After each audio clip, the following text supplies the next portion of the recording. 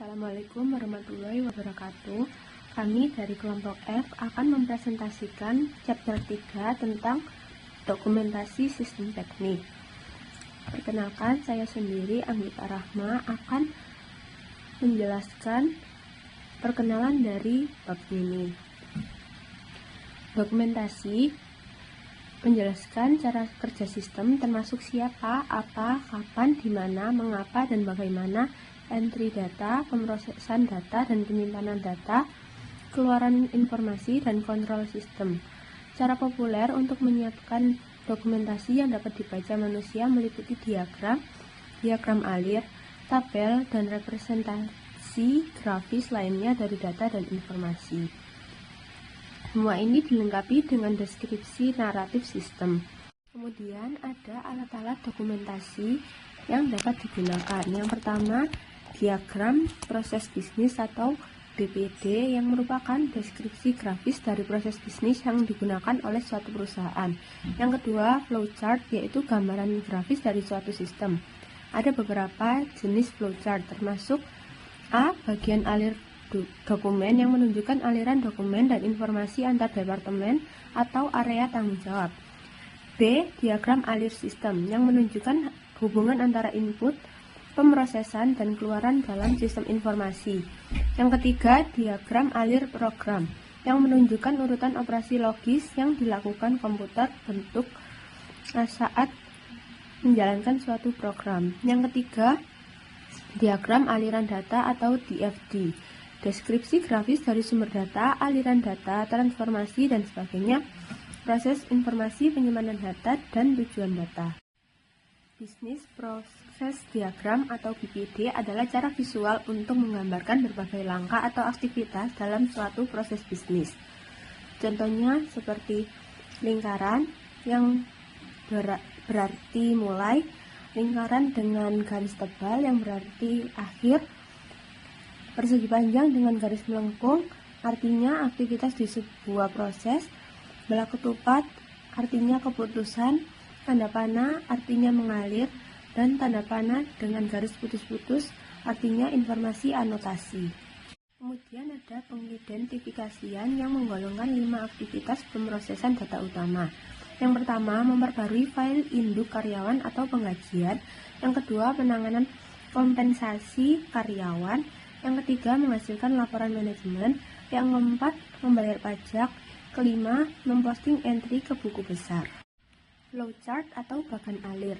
Bagan alir adalah teknik analisis bergambar yang digunakan untuk menggambarkan beberapa aspek sistem informasi dengan cara yang jelas, ringkas, dan logis. Bagan alir mencatat bagaimana proses bisnis dilakukan dan bagaimana dokumen mengalir melalui organisasi. Bagan alir juga digunakan untuk menganalisis cara meningkatkan proses bisnis dan aliran dokumen. Sebagian besar bagan alir dibuat menggunakan program perangkat lunak seperti Visio, Word, Excel, atau PowerPoint. Bagan alir menggunakan serangkaian simbol standar untuk menggambarkan secara bergambar prosedur pemrosesan transaksi yang digunakan perusahaan dan aliran data melalui suatu sistem. Simbol bagan alir dibagi menjadi 4 kategori. Yang pertama, simbol input atau output menunjukkan masukan ke atau keluaran dari suatu sistem. Yang kedua, simbol pemrosesan menunjukkan pemrosesan data baik secara elektronik maupun dengan tangan. Yang ketiga, simbol penyimpanan menunjukkan tempat data disimpan. Yang keempat, simbol aliran dan simbol-simbol lain menunjukkan aliran data di mana diagram alir dimulai atau berakhir, di mana keputusan dibuat, dan cara menambahkan catatan penjelasan ke diagram alir. Untuk simbol yang selanjutnya yaitu yang pertama ada simbol tanda panah, yaitu namanya dokumen atau aliran pemrosesan. Untuk penjelasannya yaitu arah pemrosesan atau aliran dokumen, aliran normal adalah ke bawah dan ke kanan. Yang kedua adalah komunikasi link atau transmisi data dari satu lokasi ke lokasi lain melalui jalur komunikasi. Kemudian yang ketiga ada konektor, yaitu menghubungkan aliran pemrosesan pada halaman yang sama Penggunaannya menghindari garis yang bersilangan di halaman. Selanjutnya yaitu di luar halaman konektor, yaitu entry dari atau keluar ke halaman lain. Selanjutnya yaitu ada terminal. Nah, terminal ini awal, akhir, atau titik interupsi dalam suatu proses juga digunakan untuk menunjukkan pihak eksternal. Yang selanjutnya yaitu ada keputusan. Nah, keputusan ini yaitu sebuah langkah pengambilan keputusan. Dan yang terakhir yaitu ada anotasi. Nah, tanda anotasi ini digunakan untuk penambahan komentar deskriptif atau catatan penjelasan sebagai klarifikasi. Yang selanjutnya ada jenis bagan alir. Nah, dokumen flowchart ini dikembangkan untuk menggambarkan aliran dokumen dan data di antara area tanggung jawab dalam suatu organisasi. Mereka menelusuri dokumen dari awal hingga akhir, menunjukkan asal setiap dokumen, kemudian distribusinya, tujuannya, disposisinya, kemudian dan juga segala sesuatu yang terjadi saat mengalir melalui sistem. Nah, jenis diagram alur khusus atau disebut diagram alur pengendalian internal digunakan untuk mendeskripsikan, menganalisis, dan mengevaluasi pengendalian internal. Nah, pengendalian internal ini digunakan untuk mengidentifikasi kelemahan atau inefisiensi sistem seperti arus komunikasi yang tidak memadai, pemisahan tugas yang tidak memadai, dan sebagainya. Yang selanjutnya yaitu ada diagram alir dokumen dari pemrosesan penggajian. Nah, yaitu yang pertama ada pada daftar gaji. Nah, bagian sumber daya manusia ini akan membuat dokumen yaitu perubahan karyawan dan data karyawan baru. Nah, kemudian dua dokumen ini akan diproses manual, yaitu akan diperbarui data-data tersebut, berkas-berkas penggajian dan formulir toko. Kemudian akan disusun dalam penyusunan dokumen. Kemudian ada pada bagian departemen ini akan membuat kartu waktu, yang kemudian kartu waktu ini akan dioperasikan secara manual, yaitu untuk menyiapkan gaji dan penggajian dan juga untuk memperbarui daftar berkas. Kemudian pajak akan ditambahkan pada saat pengoperasian tersebut. Kemudian dari pengoperasian tersebut akan menghasilkan beberapa dokumen, yaitu ada dokumen kartu waktu, kemudian ada dokumen daftar penggajian lembar pertama dan kedua, dan juga ada cek karyawan lembar pertama dan kedua. Nah, untuk kartu waktu kemudian daftar penggajian bagian lembar kedua, kemudian ada cek karyawan lembar kedua akan disimpan dalam penyusunan berkas. Kemudian daftar penggajian lembar pertama akan diserahkan pada bagian akun hutang. Kemudian cek karyawan lembar pertama akan diserahkan kepada bagian manajemen. Kemudian pada bagian penyusunan berkas, tersebut kemudian akan digunakan untuk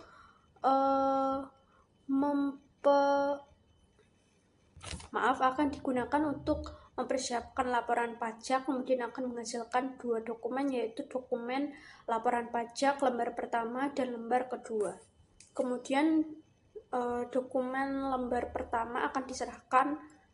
laporan pajak lembar pertama akan diserahkan pada bagian akun hutang. Kemudian lembar kedua akan disimpan dalam penyusunan berkas. Kemudian penyusunan berkas tersebut juga akan digunakan untuk menetapkan laporan penggajian setiap periode. Kemudian akan menghasilkan satu dokumen, yaitu dokumen daftar gaji laporan. Nah, laporan tersebut kemudian juga akan diserahkan pada akun hutang. Kemudian pada akun hutang yaitu daftar penggajian akan digunakan untuk dasar sebagai untuk dilakukan operasi manual, yaitu untuk menyiapkan penggajian. Nah, kemudian akan menghasilkan beberapa dokumen, yaitu cek gaji lembar pertama kedua, kemudian ada voucher CD penggajian lembar pertama dan kedua, kemudian ada daftar penggajian lembar pertama yang didapatkan dari daftar gaji yang tadi. Kemudian daftar penggajian lembar pertama, voucher CD penggajian lembar kedua, kemudian cek gaji lembar kedua akan disimpan dalam penyusunan berkas. Kemudian cek gaji lembar pertama dan voucher CD penggajian lembar pertama akan diserahkan pada bagian manajemen. Nah, kemudian laporan pajak yang telah diterima dari daftar gaji sebelumnya akan dilakukan operasi manual, yaitu digunakan dasar untuk menyiapkan pajak dan pembayaran CD kupon. Kemudian akan menghasilkan beberapa dokumen, yaitu dokumen laporan pajak, kemudian ada voucher CD pajak penggajian lembar pertama dan kedua, kemudian ada cek pembayaran pajak lembar pertama dan kedua. Voucher CD pajak lembar kedua dan cek pembayaran pajak lembar kedua akan disimpan dalam penyusunan berkas. Kemudian laporan pajak voucher CD pajak penggajian lembar pertama dan juga cek pembayaran pajak lembar pertama akan diserahkan pada bagian manajemen. Untuk CD merupakan pengertian dari pengeluaran kas. Kemudian dokumen dari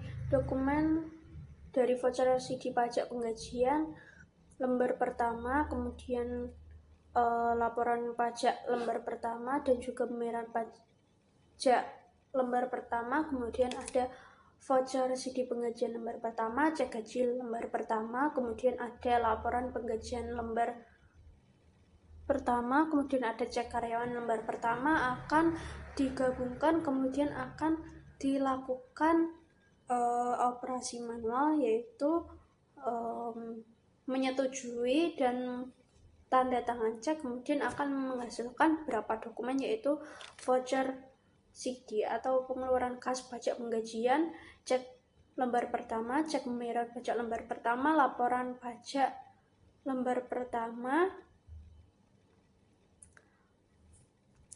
kemudian cek pembayaran pajak lembar pertama dan laporan pajak lembar pertama akan diserahkan kepada pemerintah agensi. Kemudian voucher CD pajak penggajian lembar pertama akan diserahkan pada bagian buku besar. Kemudian juga selain itu juga akan menghasilkan voucher CD atau pengeluaran kas penggajian lembar pertama dan cek gaji yang ditandatangani lembar pertama. Nah, voucher CD penggajian lembar pertama ini akan diserahkan pada bagian buku besar, sementara cek gaji yang ditandatangani akan diserahkan pada bank. Selain itu juga menghasilkan dokumen, yaitu laporan penggajian lembar pertama, kemudian ada juga karyawan yang ditandatangani pemeriksaan, dokumen karyawan yang ditandatangani pemeriksaan, yaitu akan diserahkan pada karyawan. Sementara laporan penggajian lembar pertama akan disimpan ke dalam penyusunan berkas. Kemudian pada bagian buku besar ini dokumen pajak penghasilan CD kupon yang tadi dan juga voucher CD penggajian lembar pertama yang tadi akan dioperasikan secara manual, yaitu untuk dikirim ke buku besar dan akan diposting. ke ke buku besar. Kemudian akan menghasilkan dua dokumen, yaitu voucher sidik penggajian lembar pertama dan pajak penggajian sidik kupon, yaitu akan diarsipkan atau disimpan dalam penyusunan berkas dan selesai. Selanjutnya ada bagan alur program. Nah, diagram alur program atau bagan alur program ini menggambarkan urutan operasi logis yang dilakukan oleh komputer dalam menjalankan program. Nah, diagram alur program ini menggambarkan logika spesifik yang digunakan untuk menjalankan proses yang ditunjukkan pada diagram alur sistem. Selanjutnya yaitu ada pada terminal penjualan yaitu menampilkan data penyimpanan tersebut akan diinput dilakukan secara elektronik. Nah, setelah diinput kemudian ada entry data elektronik akan dilakukan diproses dan pada komputer yaitu edit data pengeluaran, kemudian data-data yang telah diproses yang akan menghasilkan kemudian akan diedit dan juga diperbarui. Nah, kemudian data yang telah dilakukan ini kemudian dijadikan ditransmisi mengambil keputusan untuk data diproses lagi akan digunakan dasar pembaruan perhitungan dan perbaruan rekaman akan jika tidak maka data tersebut akan tetap ada pada data yang diedit. Kemudian setelah melakukan inventaris rekaman data tersebut akan disimpan di dalam database umum atau disimpan secara elektronik di dalam seluruh PS. Data-data tersebut kemudian akan kembali diproses. Di sini ada untuk bagan pengolahan sistem, kemudian penyimpanan data, kemudian setelah pengolahan data tersebut akan mengeluarkan output atau pengeluaran, yaitu ada diproses dan kemudian itu ada pelanggan satu dokumen keluaran, status akun kemudian data status inventaris dan juga analisa penjualan dan juga diperbarui. Yang selanjutnya ada diagram aliran data.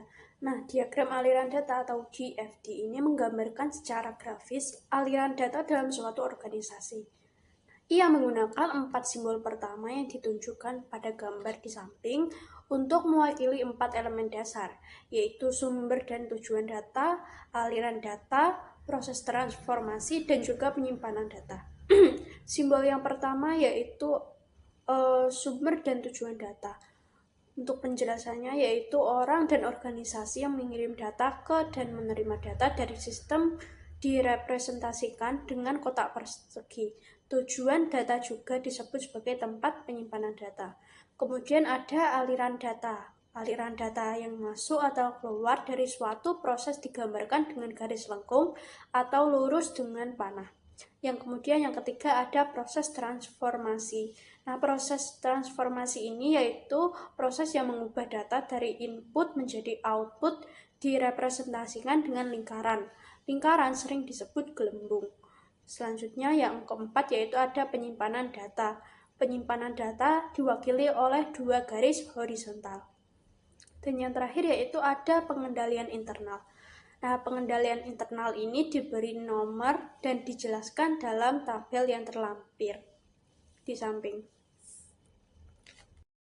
Baik, berikutnya di sini ada contoh dari data flow diagram itu sendiri, di mana di dalamnya itu terdapat data source, ada data destination, ada data store, lalu terdapat pula proses-proses di dalamnya, dan ada data flow juga yang menghubungkan itu semua.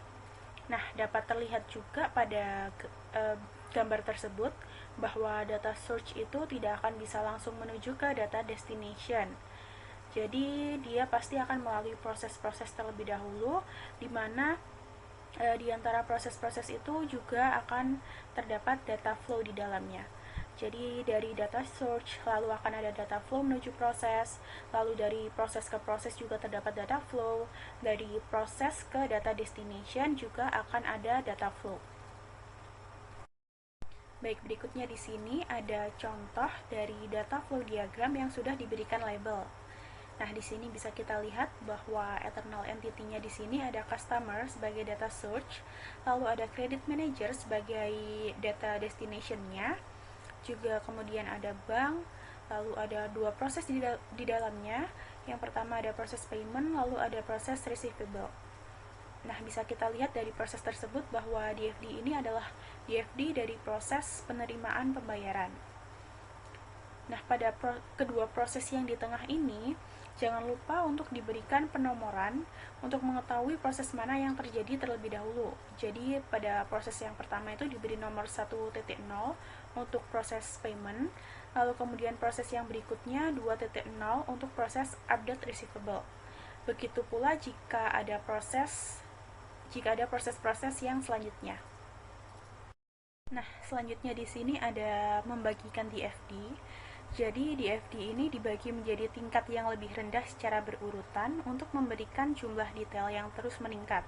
Selain itu, pengguna memiliki kebutuhan yang berbeda dan berbagai level dapat memenuhi kebutuhan yang berbeda dengan lebih baik. Selanjutnya, DFD tingkat tertinggi disebut sebagai diagram konteks karena memberikan pembaca pandangan tingkat ringkasan dari suatu sistem. Kita dapat berlatih membuat tingkat DFD yang berbeda dengan menggambarkannya untuk masalah komprehensif yang disebut pencairan tunai aku flow. Baik, selanjutnya di sini ada diagram konteks untuk pemrosesan penggajian. Kenapa pemrosesan penggajian? Ini itu dapat kita lihat dari proses atau bubble yang di tengah itu, yaitu payroll processing system atau pemrosesan untuk penggajian. Nah, bisa dilihat pada tabel. Di sini itu data store-nya adalah Department dan Human Research yang kemudian melalui proses-proses untuk menuju ke data destination. Ada government agencies, employees, bank, sama manajemen. Nah, lalu selanjutnya di sini ada level 0 DFD untuk penggajian dari data yang sebelumnya. Jadi level 0 DFD ini adalah diagram yang lebih detail dari yang sebelumnya. Jadi pada satu proses itu bisa kita lihat proses-proses yang lebih detail di dalamnya, di mana bisa dilihat pada tabel tersebut. Nah, selanjutnya di sini ada DFD level 1 untuk proses payment 2.0 dalam pemrosesan penggajian tadi, di mana bisa kita lihat pada tabel. Di sini ada 2.1 untuk proses payroll dan ada 2.2 untuk prepare cash disbursement.